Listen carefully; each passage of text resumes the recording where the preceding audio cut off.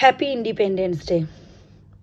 না আমরা হ্যাপি, না আমরা স্বাধীন, আর না আমরা ইন্ডিপেন্ডেন্ট। তবুও আজকে ৭৮তম স্বাধীনতা দিবস। ভারত স্বাধীন হয়ে গেছে, তবু আমরা আজ স্বাধীন হতে পারলাম না। ছেলে মেয়ে নির্বিশেষে কোনো বয়সের মাপকাঠি নেই, কেউ স্বাধীন নয়। প্রত্যেকটা মানুষ ভয়ে বাড়ি ফেরে। প্রত্যেকটা বাবা মা ভয় পায় তার ছেলে তার মেয়ে ঠিক মতন সুস্থভাবে বাড়ি আসবে তো, ভয় পায়। যে মেয়েটা ছোটবেলা থেকে স্বপ্ন দেখেছিল ডাক্তার হবে, সে পড়াশুনো ছাড়া কিচ্ছু কোনো দিন ভাবেনি। ঘন্টার পর ঘন্টা ডিউটি করে গেছে। নিজেরই বেখেয়ালে সে খাবার খেয়ে ঘুমিয়ে পড়েছিল। তার ভুলটা কোথায়? সে তারই কর্মক্ষেত্রের সেমিনার হলে খেয়ে পরে ঘুমিয়ে গেছিল। এটাই তার ভুল। তার জীবনটা কেড়ে নিল কারা? কারা সেটা তো আমরাই জানি না। জানলে কি আর তাদেরকে ছেড়ে দিতাম আমরা? নিজের ঘুম, নিজের বিশ্রামটা নষ্ট করে যে ঘন্টার পর ঘন্টা ডিউটি করে গেল, সে একটুখানি বিশ্রাম নিতে গিয়েছিল, কিন্তু তার জীবনটা কেড়ে নিল কিছু জানোয়ারের দল, যাদেরকে আমরা আজও পাবো না। যতই চিৎকার করি, যতই আমরা মিছিল বার করি, জমায়েত করি, সেটাকে ভণ্ড করার চেষ্টা হবে। সবাই আজকে স্বাধীনতা দিবস মানাচ্ছে, সবাই আনন্দ করছে, রাস্তাঘাটে আমাদের জাতীয় পতাকা দেখাচ্ছে লোকে, কিন্তু সত্যি কি আমরা স্বাধীন? ওর ভুলটা কি ছিল? সেমিনার হলে একা কেন ছিল সে? কেন সে অত রাত্রে একা ওইদিকে গিয়েছিল? কিছু মানুষ, সমাজের কিছু মানুষ এই কথাগুলোই বলছে। মানে ছোটবেলা থেকে যাদের স্বপ্ন থাকে, অনেক ছোটবেলা থেকে আমরাও শুনে এসেছি, বড় হলে ডাক্তার হব, বড় হলে পুলিশ হব, বড় হলে উকিল হব।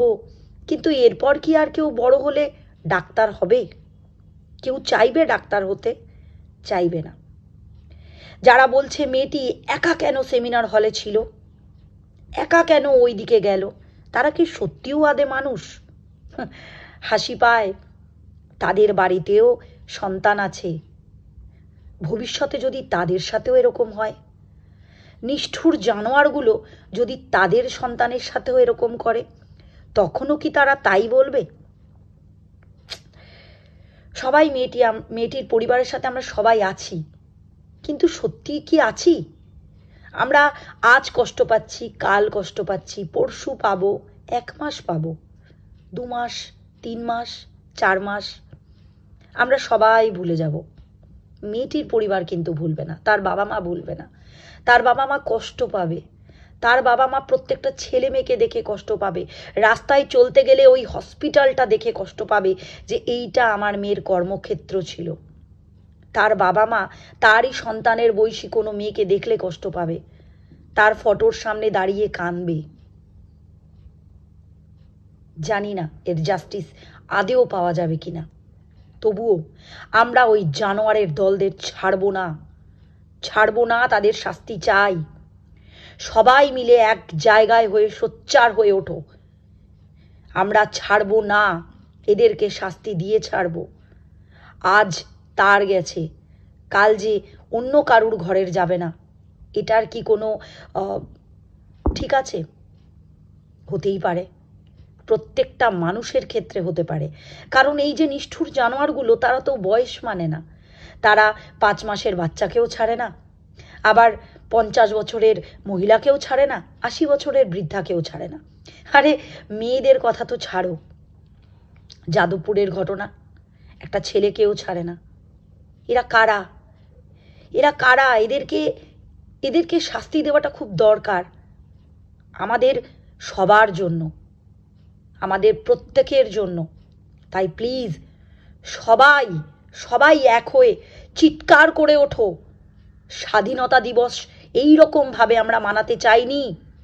স্বাধীনতা দিবস আমরা চাই না। দেশ স্বাধীন হয়েছে, এই রকম স্বাধীন আমরা হতে চাই না। এরকম স্বাধীনতা আমাদের চাই না। চাই না এরকম স্বাধীন দেশ যেখানে মেয়েরা রাত্রি 10টার পর বেরোতে পারবে না, একটা ছেলে তার রাজ্য ছেড়ে অন্য জায়গায় চাকরি করতে, পড়াশুনো করতে যেতে পারবে না। এই রকম স্বাধীন দেশ আমরা চাই না। আমরা চাই সুস্থ স্বাভাবিক স্বাধীন দেশ, সেটার জন্য এই জানোয়ারগুলোর শাস্তি চাই। ভালো থেকো সবাই। তবুও হ্যাপি ইন্ডিপেন্ডেন্স ডে বলতে পারলাম না, সরি।